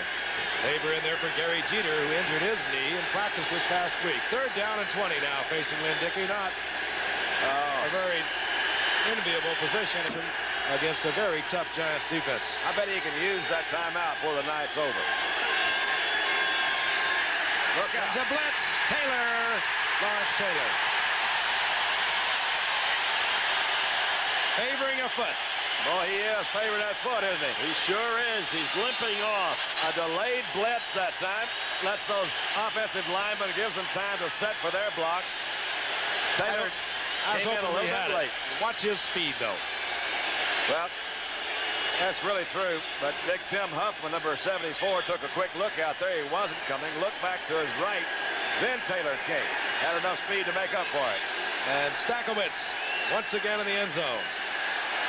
That foot again bothering Lawrence Taylor. It's a foot that he hurt in training camp, the preseason game against the Jets. Stakowitz with a beautiful high spiraling kick, which Leon Bright collects at the 49-yard line and steps back into Green Bay territory near the 47, and a flag is down. But again, dependent upon the penalty, good field position for the Giants. Do you know if that injury is that turf toe thing they're talking about? No, I think it was banged up pretty good, Don, against the Jets. Then he continued to whack it. There it is, taped as you can see. Boy, if you ain't got all your wheels running, that's tough. Marked off against the Giants. Playing with one wheel in the sand. Illegal use of the hands on the kick return team, number 51. What did he mean to? That's all I want to know. I mean, Frank wouldn't have done that on purpose. Frank Marion should have done it. Yeah, he didn't mean to. Only the second penalty of the game. That's interesting, and we like it. Both of them assessed against the Giants. You know, that is kind of unusual. If you look at some of the earlier games that have been played, there were a lot of penalties. Joe Morris is set back for the Giants. Number 20, the little man from Syracuse with the impressive numbers. Here he is. He's got some room. And Morris around the right side, picking up about 8. And when you think of the players that he surpassed in rushing up at Syracuse, it's something, huh? Jim Brown, Larry Zonka, Floyd Little. Statistically, he became the greatest one of the boys from Syracuse. Had over That's 200 yards rushing up there. He added another 1,000 yards on kickoff returns. Didn't we see that musical together, Frank? I the think boys we from did. Syracuse. I think I paid for the tickets. Second and 8. If you saw it together, I know you did. Morris. What a pair of guys. I like Morris says, you know, only his height, he's 5'7". He says, I run low. Don says, how do you run high? That's right. He said it makes it harder for him to bring me down. That's like Victor Valley and Holmes against Cooney. We had the corner mic'd, and Valley kept saying to Cooney, you got to crouch, son. You got to crouch. 6'7", he tells him to crouch. Third down, and it is a long one. Giants leading 19-7. Not a bad gambling spot. And that's what we're going to get. There's your safety valve. Shirk will get the first down. That is something. And that's a heady move by quarterback Scott Bruner. He wanted the bomb for the 6. And Green Bay very alert on defense. They covered both deep receivers. Bruner pulled it down. Got it to Shirk for the first down. Looking at the graphic, a reminder they lost those 2 games last year. The Giants did to the Pack. Remember, I said earlier, unaccountably, in view of the Pack's recent not successful years, Giants haven't been able to beat them. But tonight, a different look. Giants lost 27-14 and 26-24 last year. That ball deflected. Coming in there was John Anderson, who's playing himself quite a ball game tonight for the Pack. Being a little bit careless. Just take a little bit more time, flip that ball up. You see the linebacker's got his blitz on. You know that all you really have to do is just get it over his head. That time he didn't do it. What was that hit song from the boys from Syracuse, Frank? This Can't Be Love. This can't That be. could have been just a little early for me. Because is that the yours? I know that song. It was either that or I didn't know what time it was. I think it was the former. Second down and 10. Draw play. Barry Heater. And Heater is collected close to the 43-yard line. Gain of about 3 yards. It's going to bring up the 3rd down and 7. Barry Heater on the injured reserve all last year. And, of course, the Giants shuffling running backs tonight. Once again, the principal in their drive to a playoff spot a year ago, at least in terms of rushing, Rob Carpenter. A holdout. Continuous one with the Giants. Another tribute to Perkins. That's Missler, number 85, in motion as Bruner has the time and overthrows Missler, who was covered fairly well by Johnny Gray downfield. It'll be 4th down, and we'll see Dave Jennings, the surgeon with the foot. Surgeon with the foot. I like that. That's good. That's the way they make them up at St. Lawrence. Don, you know, you were with me when we watched him at the Superstars. He placed way up high, showing a lot of all-around athletic ability. That's Johnny Gray back for Green Bay, anticipating a right-footed kicker like Dave Jennings will angle it to his right, looking for the out of bounds, which he promptly does, and he's got another beauty. Having a good night, David. Having a good night. Where will they mark it? It'll be somewhere around the 10, just inside the 10-yard line, and Green Bay. They've had it outside their own 25. Wow, that's starting way back. Lee Ivory. And Ivory battling for every inch of it out over the 10-yard line, close to the 13-yard line. He'll pick up 3. It'll be 2nd down and 7. You hit it earlier, Frank, as you look at this game in perspective when you said how much they miss Jefferson, because they can cover the rookie Epps one-on-one. They can double Lofton, and they've got problems that they simply don't have when Jefferson's in there. All right, Epps split to the bottom of your screen. Mike Meade is the single setback. He'll take it off the left side, and Mike Meade goes down out over the 15 to the 17-yard line, where it'll be 3rd down and 3. Hit there first by Brian Kelly, the undersung linebacker, if you will, of these Giants, but a very solid performer. Good block by Leotis Harris this time on Taylor. We saw him. He does have the bad foot, but he really had a good block there. Enabled Kelly to come over. Kelly's been around a long time. He has been, as Frank said, a solid player through the years. He is certain, excuse me, to be a coach. They have an injured Packer, and it is the rookie from Penn State, Mike Meade, who is being treated there. And 3rd down and 3.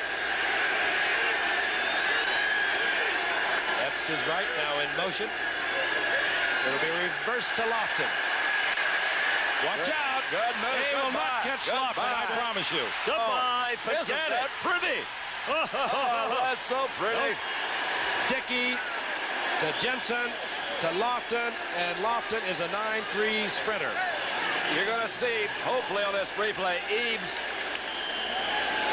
I mean, Philip Epps, number 85, come back and make a pretty good block on this play. But when Jimmy turned that corner, he only needed that one block, and it was goodbye. This is a play that worked so well against a strong pursuing ball club, and that's what the Giants are. Look at Lynn Dickey come in. Dickey made the block, and he took out Byron Hunt. And Epps is on the outside. Isn't that wild? It's funny to see him run. Remember the time we had that guy from the Steelers, Smith, who lost the ball going in? Short of the goal line. John Stenerud for this conversion. So Green Bay found a way to get out from the shadow of their goal line. Tied to it that doesn't cause a problem for the foot of the kicker, the sidewinders, if you will. He designed that, right? Yes, it has it on the market. Butch Wolfhawk is deep for the Giants from the 7-yard line. Wolfhawk out over the 25-yard line, carrying Packers with him close to the 27, where it'll be first down and 10. Randy Scott was there defensively, and as much as the Giants have dominated here in the second half with 1:27 remaining in the third quarter, they are only separated by 5 points. There's the tee that we spoke of. The little points that hold that tee is what I think he's eliminated, because otherwise the foot would actually hit that part of the tee before it would the ball. Well, for a right-footed kicker, the left point of the tee. Enough about the tee. Enough. 28-yard line, they've marked it, and Bruner forgets it for a moment, comes up with it, and he is in trouble. Down he goes. Mike Butler was there with a lot of friends surrounding Bruner. Lost back to the 23-yard line. Interesting game now. Field position the other way. I get a feeling that these teams are fairly evenly matched. The score, they kind of swap quarters to play. One of them gets hot in one quarter, and here comes the next one. Second down and 14. Retrospectively, that safety, that errant snap from center, becomes more and more important.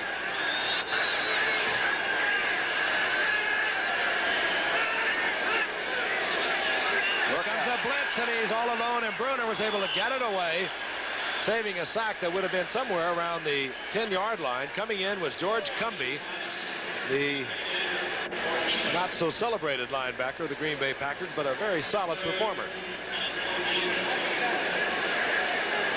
Hey, he did a good job getting rid of this, Don. You're all alone in blue.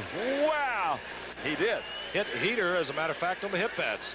No one picked him up. Cumby just came through uncontested. 3rd and 14. Perkins in motion for the Giants.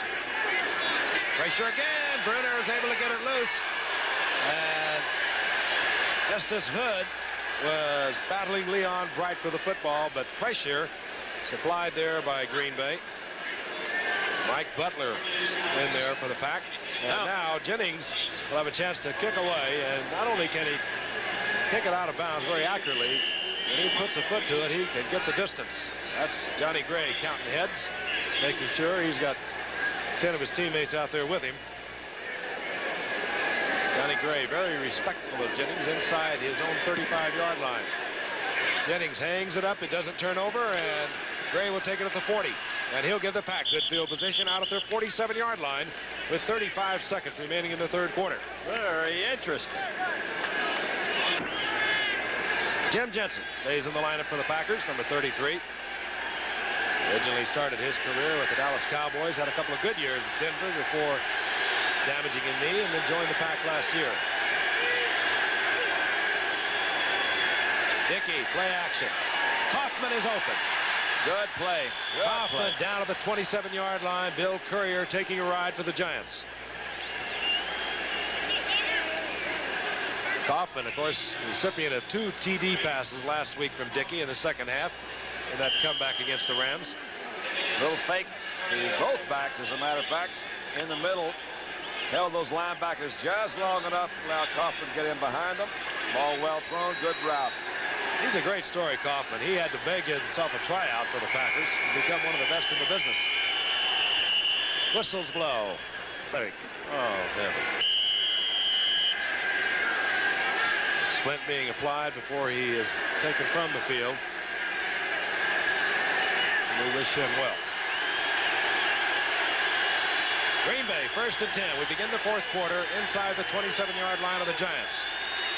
Eddie Lee Ivory, right side, nothing doing there. Tries to bring it back and runs into the big arms of Curtis McGriff. Third-year man out of Alabama. McGriff coming off knee surgery from a year ago. He alternates with George Martin. They bring Martin in on apparent passing downs. Over the other side, we're seeing a lot of Phil Tabor tonight, number 80, replacing an injured Gary Jeter. And Lee Hardison in on the pass rush. Wish we could promo Thursday's game, Atlanta, Kansas City, but that's no longer possible. In Arrowhead Stadium. Second down and 10. Dickey with the screen. It's a good one. Ivory's there. And nice running as Ivory got back into the middle of the screen and gets down to the 15-yard line. First down, Green Bay. That was beautifully set up. Good execution. Had the outside receivers, tight end go deep. Gosh, you do hate to see that. I swear, you know, he's sure having a fine-looking youngster, too. And I'm certain he'll be back. And it's a terrible thing to say, but sometimes that can be better than what we were concerned with, and that would be a damaged knee. Yeah. Either stick in the eye. He went up very good, Arthur. First down and 10. Ivory. And Van Pelt recovers off a block, but not until Ivory gets down to the 10-yard line for a 4-yard pickup. Well, that's the way the stats were at halftime. And then it was so even.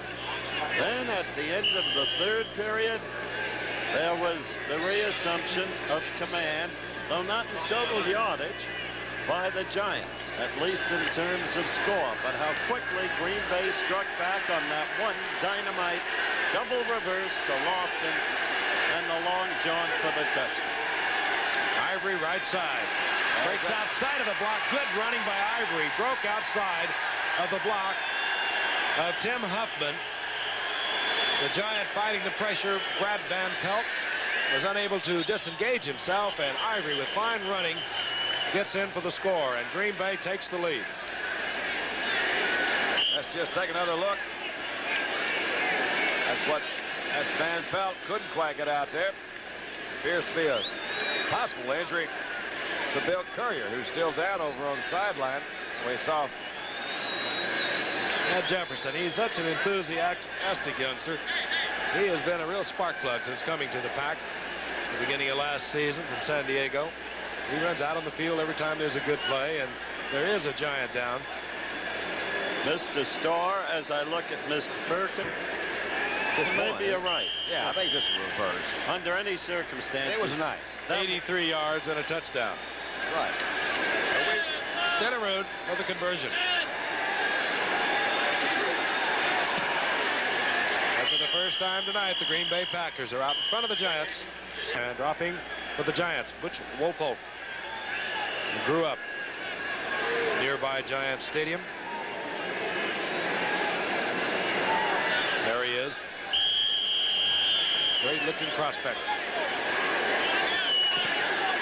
Stenerud really hammers this one. He takes Woolfolk back to the goal line. He bobbles it, and he'll bring it out. Woolfolk against the grain, stays on his feet and gets out to the 26-yard line, considering where he began. An excellent effort. It'll be first and 10, the Giants. And we want to remind you, coming up Thursday night, if there is an NFL strike, and there is one, a special half edition of 2020, a last interview with Princess Grace with Pierre Salinger, a 2020 exclusive this Thursday night after an ABC movie.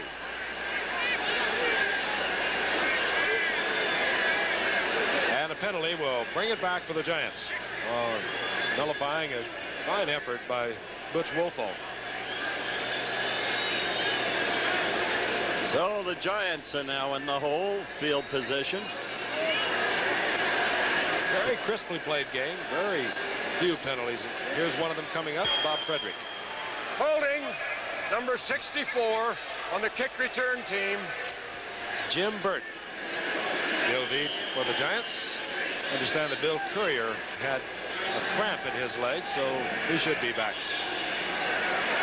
Penalty takes it all the way back to the 8-yard line, and now the Giants start deep in their own territory. Mulledy is in motion. Bruner, and it's picked off by Wingo. Rich Wingo. And Bruner tried to be ever so tender with it. He got hammered after he delivered it. And he tried to float it over Wingo, and Wingo came down with the football. Our fickle friend Mo has sure changed sides. He has really Certainly has. Here he sensed the pressure. Just sensed it from behind. See? Good play by Wingo, as a matter of fact, because he had to jump a little bit, one-handed, get it down. He covered it up. First and 10, the Pack. They're at the 19-yard line. At one point, they trailed 12-0.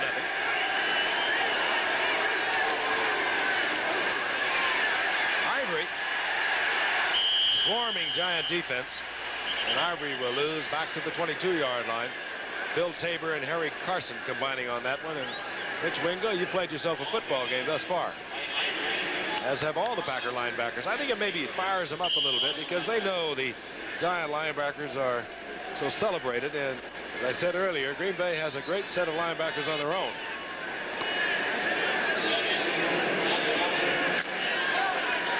Second down and 12.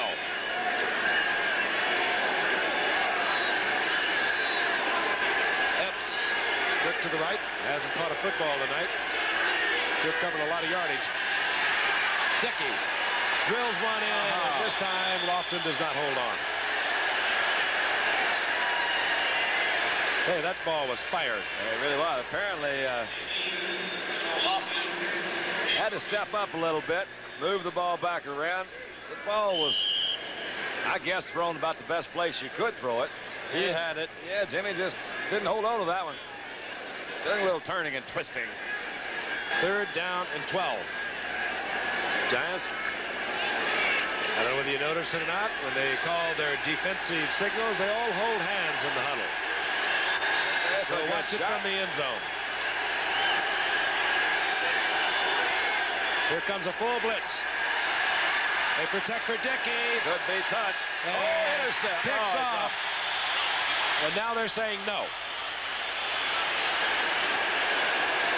Epps, the intended receiver, Mike Dennis, went up for it. That's about as important a miss as you could have, because if the Pack gets a field goal, that takes them out of field goal range. And they trot out Jan Stenerud.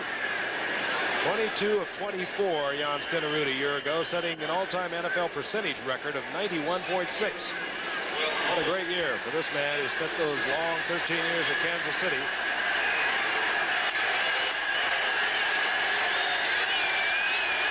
.37-yard attempt. He's got it. Oh, yes. And the Green Bay Packers have moved out 24-29 time. Very interesting numbers up there for you to peruse. And right now they have a 24-19 lead with 11:31 remaining in the game. And the Giants will have to get something happening on offense. Stenerud to kick off. There's Butch Wolfold. He's going to break one off before this year is over, I would think. Good return man.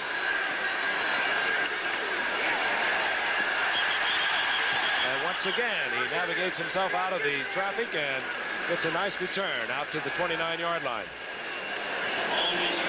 Still plenty of time, but I think the way with the breaks, attitude, whatever, it's been shifting dramatically in Green Bay's favor. This is the time when you say, guys, let's pull this thing together. They don't get nervous. They haven't been able to run the ball too well. And Bruner's going to put the ball in the air. They're going to get a lot of blitzing from the Green Bay linebackers. Joe Morris, 20, Cliff Chatham. Those are your setbacks. Mullet in motion. This is the little man, Morris. And Morris, with a gain of about 3 to the 33-yard line. Make it 4. We'll call it second down and 6. Mike Douglas defensively there for Green Bay. Tell you, Mike Butler spread that interference in a hurry. Did you notice that, Dunn? 77? You know, nicknames are funny. Now, this guy's got one. Can you imagine his mother? You know, say, I'd like to meet my son. This is Mike Mad Dog Douglas. And he loves it. He does. He's got T-shirts out, little caps. Hey, Mad Dog. Woof, woof. On second down, Morris. He does run low, doesn't he? is a little fighter. And he's strong. He gets a couple of yards. Give him 3. It'll be 3rd down and about a yard. Terry Jones defensively there for the Green Bay Packers. He was first. And we'll have the short yardage units coming out for both the Pack and the Giants. We mentioned much about Rob Carpenter. The Giants probably with the running backs would like to wish one of the great ones they've ever had, a tough battling youngster named Doug Coder, the very best, suffering a serious illness.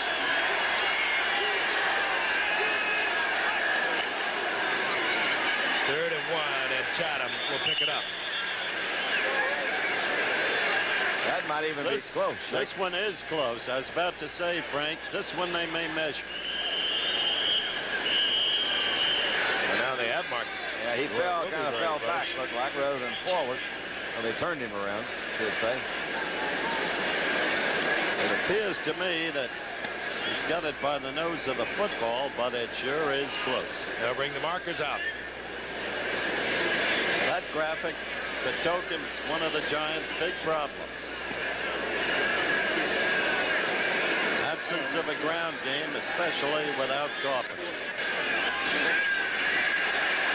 Chatham gets the first. The Giants keep their drive alive with 9:50 remaining in the game. The Giants cannot do it with a field goal. They trail by 5.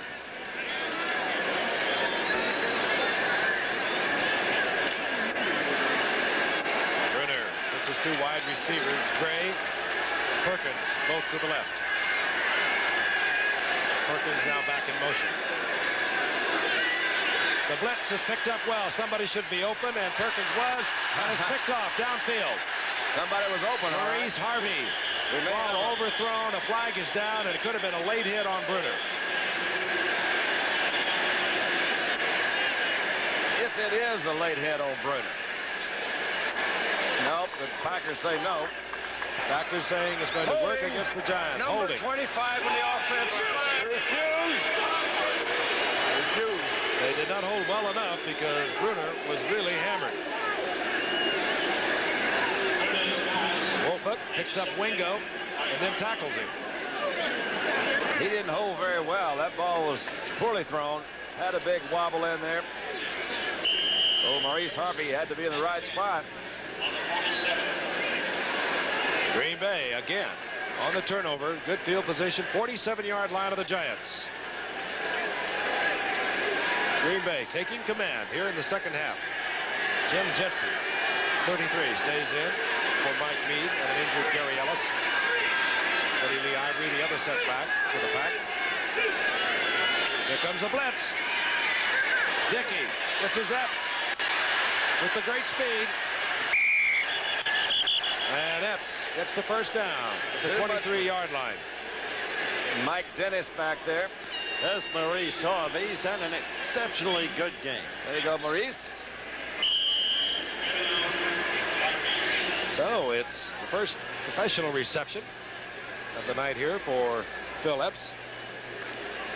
Actually made that was a pretty good route he ran. Yeah, he's an amazing youngster. We were in Milwaukee, Howard. He had arthroscopic surgery on August the 20th. And he's back out there racing around. Ivory. Violent collision there. Harry Carson, the principal for the Giants. Couple-of-yard pickup. It'll be second down and 8. Wonder what happened to that other kid, the rookie from Vanderbilt, the free agent who impressed us so, Frank Boggs, remember him? Wayman Buggs. He's around. He did have a good night, didn't he? He had a well of a night that. Thought he was going to make the club. But you also recall that they were telling us what a great training camp this youngster, number 85, Phil Epps had up to the point where he damaged his knee. Second down and 8. Dickey gets it to Kaufman, and flags are everywhere. Oh, they really were. All flags are down.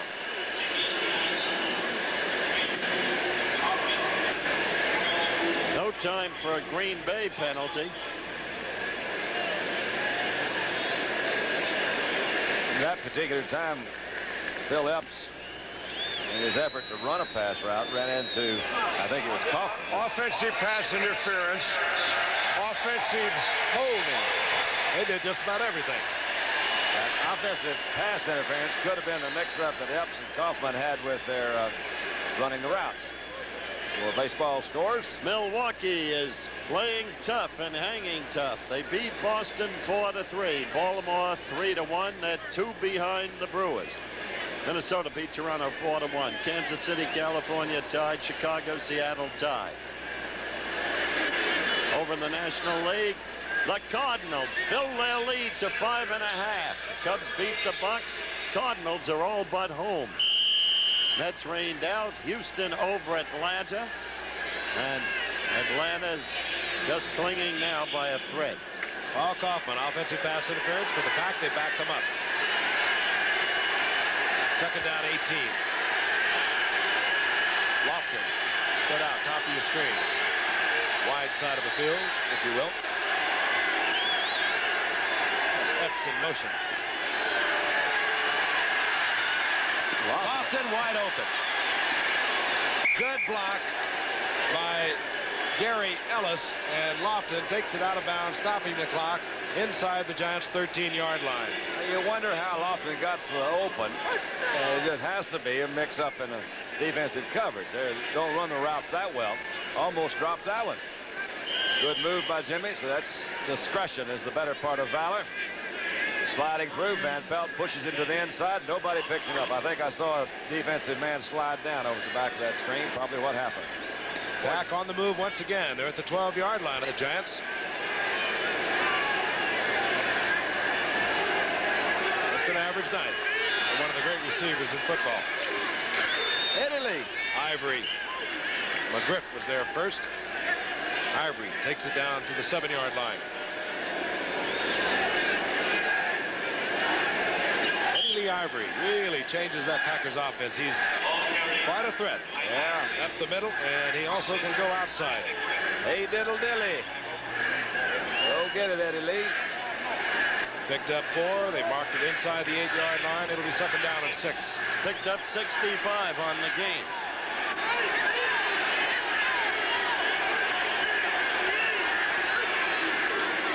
Ivory once again.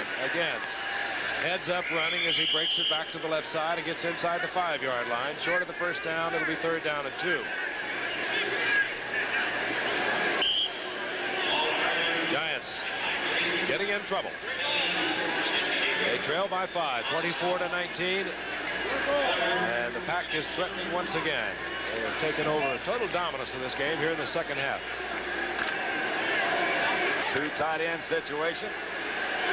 Actually, we have 3 of them in there. Short yardage would indicate Pack is thinking run. Ivory's going to be close to another first down. He has it. Well, that would make him close. Yeah, it's close. As close as you can get. First down, goal to go. And Jensen comes out holding his shoulder. Gary Ellis comes in.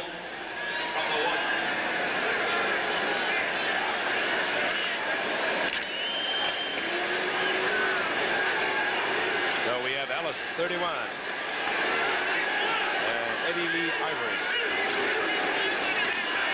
Ivory. Surge pushes him back from the goal line. Larry Carson. Help from the left side.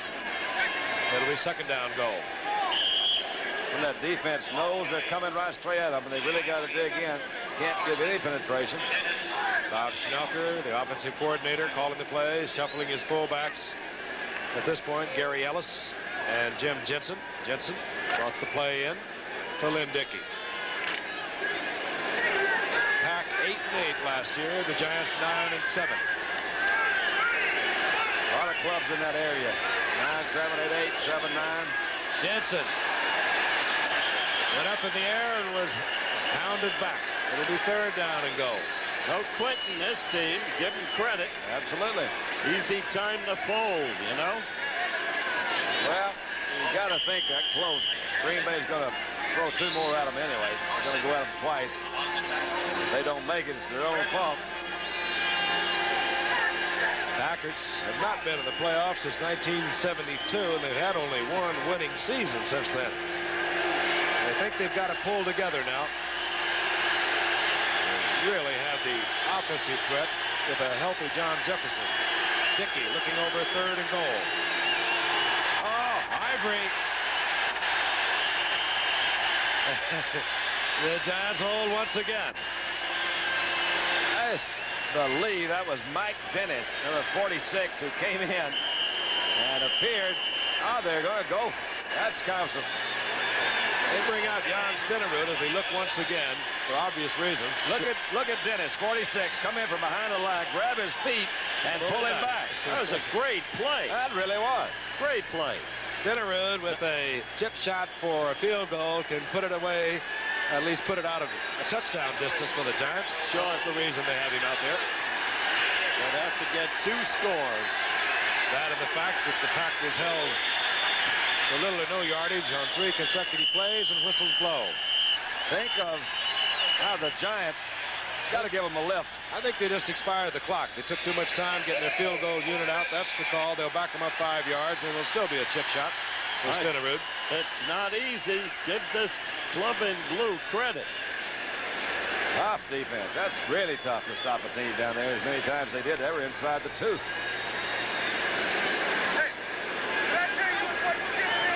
Delay, offense, 4th down. Stenerud this time will be kicking from his 23-yard effort. 4:24 to go in the game. The Giants very dangerous on field goals. They blocked many of them. Those linebackers all stay in there. Brad Van Pelt will come up over the top. Number 10, watch him. Stenerud through the uprights. So the Giants need more than a touchdown to get back in it. 4:21 remaining in the game, and we'll be back at Giants Stadium 12 to 7 at halftime. It's been their second half, however. Butch Woolfolk deep for the Giants. Stenerud to kick off. The aging one approaching the ball. Fine kick. Woolfolk bobbles it. Well advised to stay in the end zone, and he does so. Giants get the touchback, and they'll begin from the 20-yard line. What'd you call him, the aging one? And he is getting up there. Tonight on Nightline, an extraordinary conversation with the 3 ambassadors from the United States, Israel, and Lebanon concerning the Beirut massacre. With special guest, former National Security Advisor, Zbigniew Brzezinski. That's tonight on Nightline.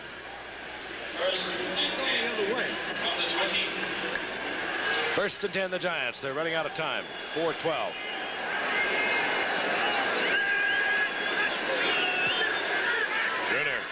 For Perkins. He's not there, but Gray's there, and he doesn't hold on. Very catchable.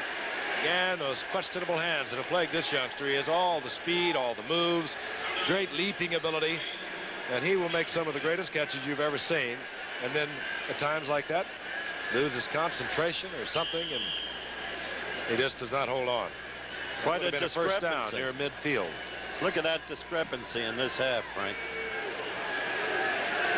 You got to admire these Packers. They came back so strongly last week, and they've done it again tonight. 2nd and 10.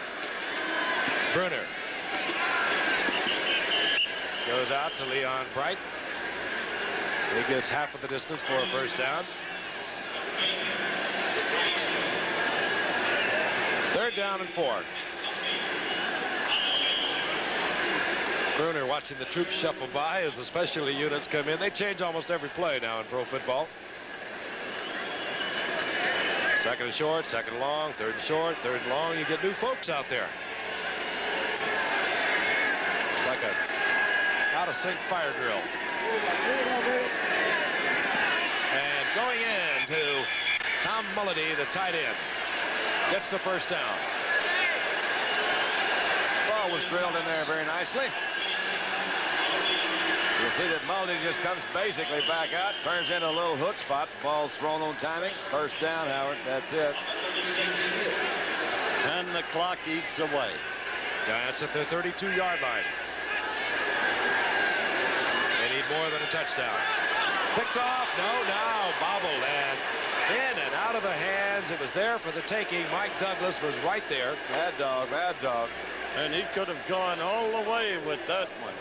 Apparently Brenner's arm was hit with that last delivery. I didn't see who did it, but the ball was certainly an errant throw. Little known fact about Mike Mad Dog Douglas, you were talking about a while ago, Don. He was a 6'8" high jumper at San Diego State. He's only 6 feet tall, about 6'1". Good athlete. 2nd and 10. Comes the blitz. The Giants pick it up. And this one just delivered deep downfield in the general direction of a blue shirt. It was going up when it went over Maldy's head. Little course of booze starting to break out in a rapidly emptying stadium. It was ever thus. And will ever be. Forevermore. Amen. 3rd down and 10.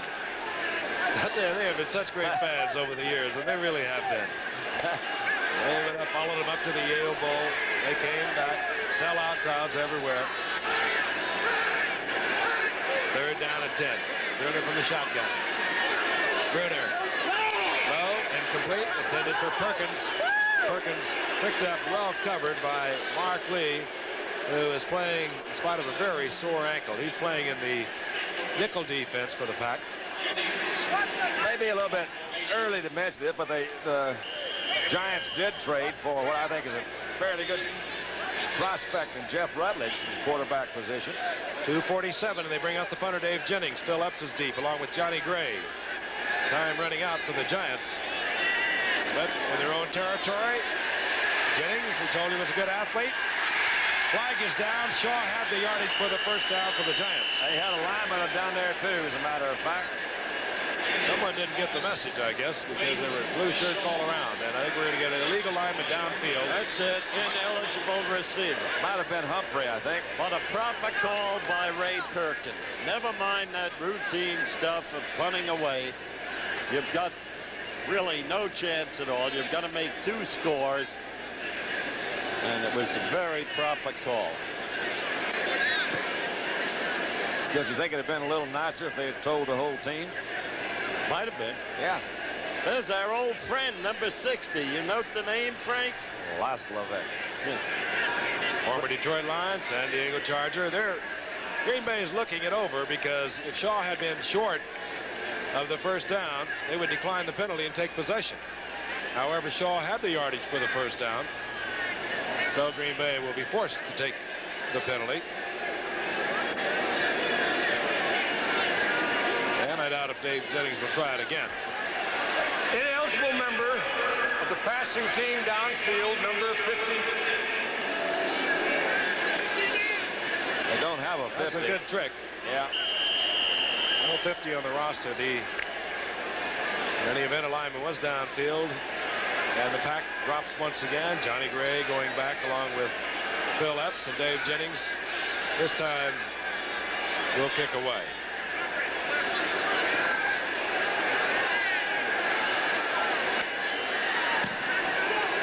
High, towering kick. Johnny Gray calls for the fair catch. Had to at the 23-yard line, and Green Bay has possession. 2:32 remains in zone. Pretty run, wasn't it? That was nice. 24-yard line, the Green Bay Packers have the football. Send Epps in motion. They'll keep it on the ground. Ivory over the right side. Nice running out over the 30-yard line. This is what you want to do in this situation. Keep control, keep possession, keep that clock moving. Giants will probably use one of their timeouts before the 2-minute warning. They have 3 of them. And they do. Stopping the clock with 2:08. Kansas State product. 3rd down and 1. The Giants with 1 timeout remaining. The clock will stop with the 2-minute warning. You can turn out the lights if they get the 1st. Let's do it. And Eddie Lee Ivory over the 40-yard line out to the 44-yard line. 1st down, Green Bay. You ready? 2-minute warning stops the clock. 4-yard line in a game that was delayed some 25 minutes with light failure caused by a computer here at Giants Stadium. sets in motion. Ivory, the designated time runner-outer. Yeah, every team's got to have one. Giants use their last timeout. I still wonder why meaningless timeouts are taken. Never over till it's over. The eternal optimist. Yeah. The executive producer of ABC Sports is Brune Arledge. ABC's NFL Monday Night Football, produced by Bob Goodrich, directed by Chet Forte. Our technical director, Joe Chavo. Associate director, Jack Graham. Our technical manager, Coach Coltrane. Our unit manager, one of the nice people you'll ever meet, Irma Norris.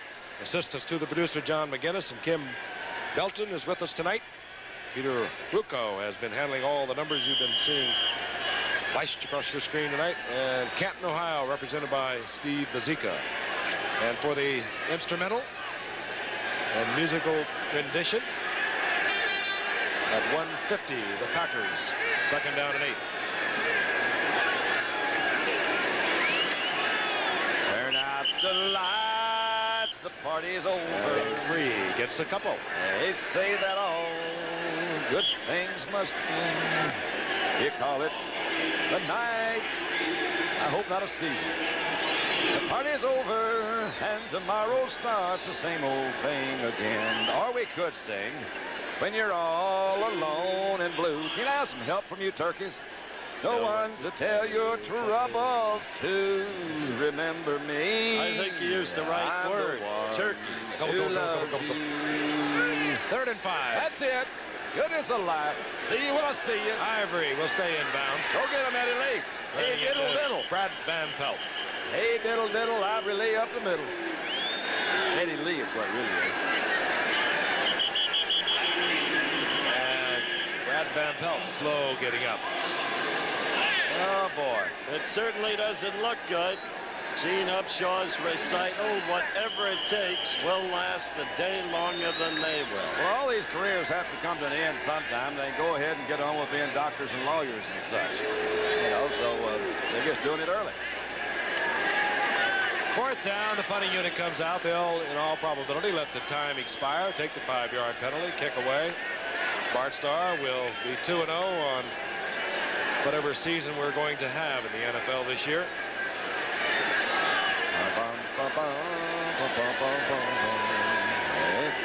They'll take their 5-yard penalty with 12 seconds remaining. And for Ray Perkins, he's 0-2. A disappointing loss last week to Atlanta, game they should have, could have, but didn't. Equally disappointing today after the good start they got. Tremendous effort again from the defense and from the punter, Dave Jennings. Lacking in the ground game. Bruner's figures only went bad after Green Bay started to execute an effective rush. The attempt, of course, to block it.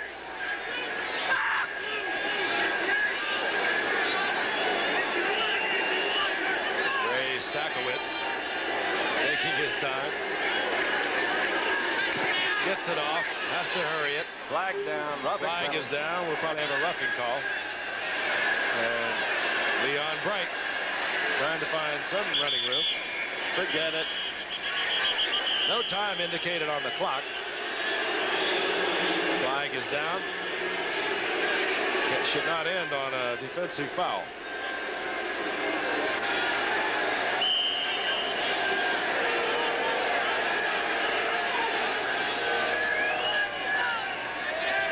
Green Bay will decline the penalty.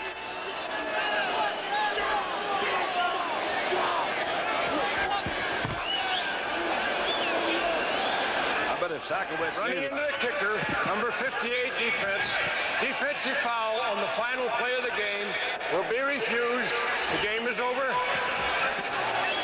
Mike Whittington ran into the kicker. Foul declined, and Bart Starr leads the Pack off with 2 consecutive wins. We'll be back for a final word.